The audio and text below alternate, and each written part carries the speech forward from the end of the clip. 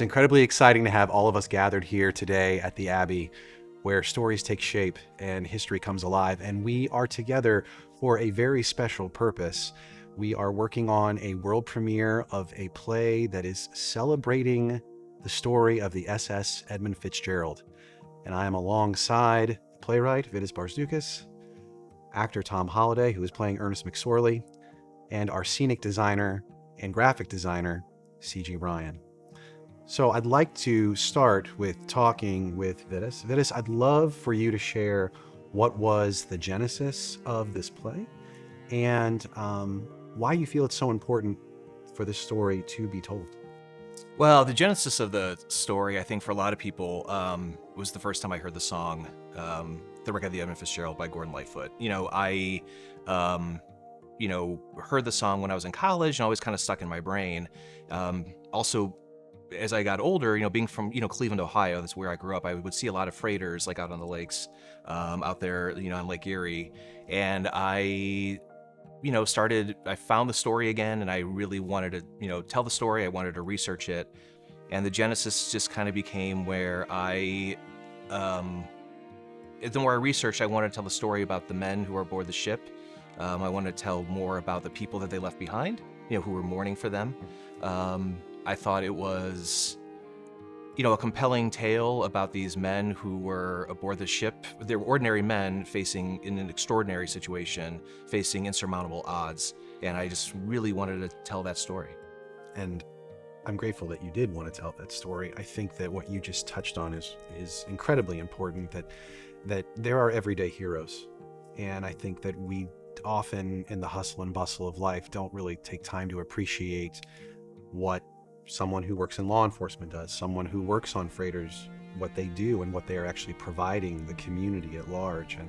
And so I think it's really amazing that what these people had to go through and what their families are continuing to experience 50 years later. Right, so I think right. it's really wonderful that and timely that we were able to meet with you and collaborate with you to make this piece come to life in proximity to the 50th anniversary of the sinking. Right, sure. Yeah.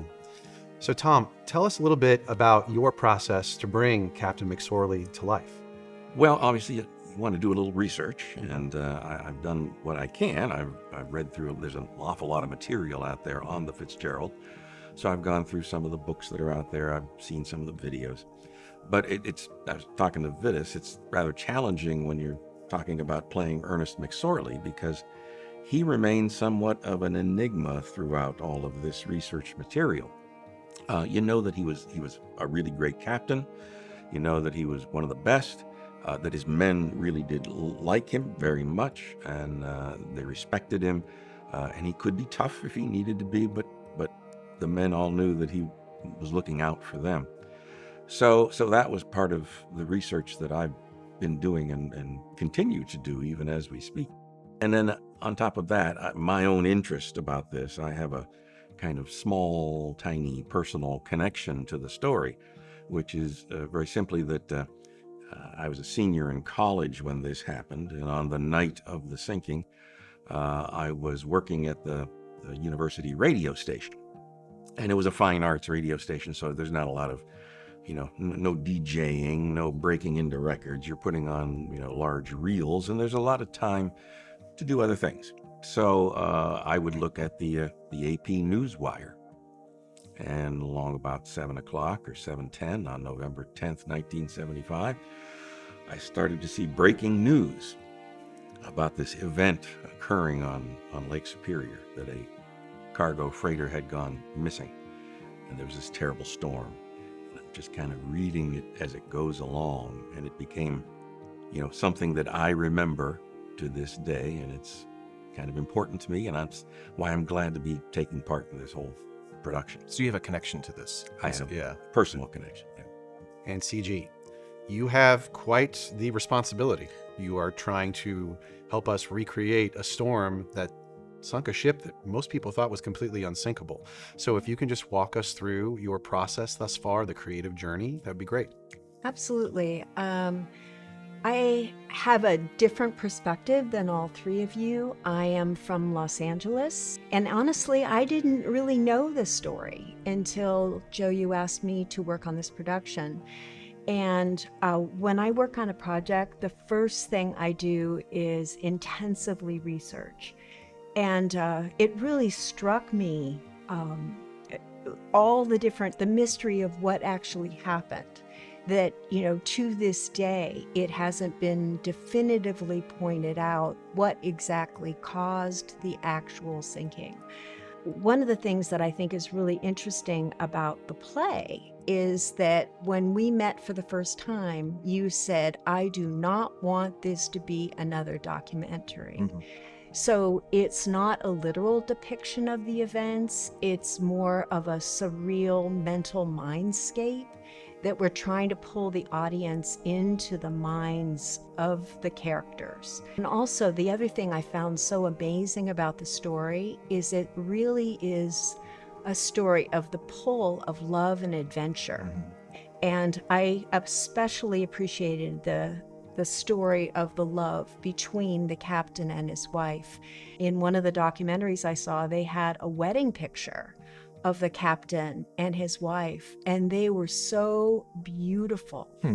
And that's not what I saw in the later pictures. And so it put me back into trying to capture that sense of beauty and romance, and the sweet sadness of lost love. So, wrapping up, Vidas, what do you hope audiences take away from this experience? Well, first of all, as a storyteller, I just hope that they're entertained. I also hope that, they learn something that I feel is an important part of Great Lakes history. The story itself is about loss and it is about death, but it's also about love and about relationships. And I hope that people are moved by the story. You learn more about these people that you may have. Some people know nothing about the Edmund Fitzgerald. They only know about the song, or some people are very familiar. And what I was trying to do was get into, who these people were, and they had relationships. The song talks about the wives and the sons and the daughters that they left behind, and I, kind of with McSorley, I wanted to get into that there's a very much of a human side to this story. And granted, there were a few things that I had to make up, because I couldn't find, everything about McSorley or about Nellie, his wife, and all that. So what I try to do was, in a way that McSorley becomes kind of this everyman for the sailors who sailed. So I did a lot of research about the sailors and about how they were gone for 9 months out of the year sailing. They took a lot of, sometimes they took a lot of risks with their job. And so, I just wanted to give a face to the people who sailed, and, not only to the sailors, but like I said earlier, about the families that mourned them afterwards. Thank you all. Thank you all for joining us, and thank you all for being a part of this process. It's truly it's incredibly exciting for us to be bringing this story to light on this stage for Dublin audiences in close proximity to the 50th anniversary of the sinking. So thank you all for your time.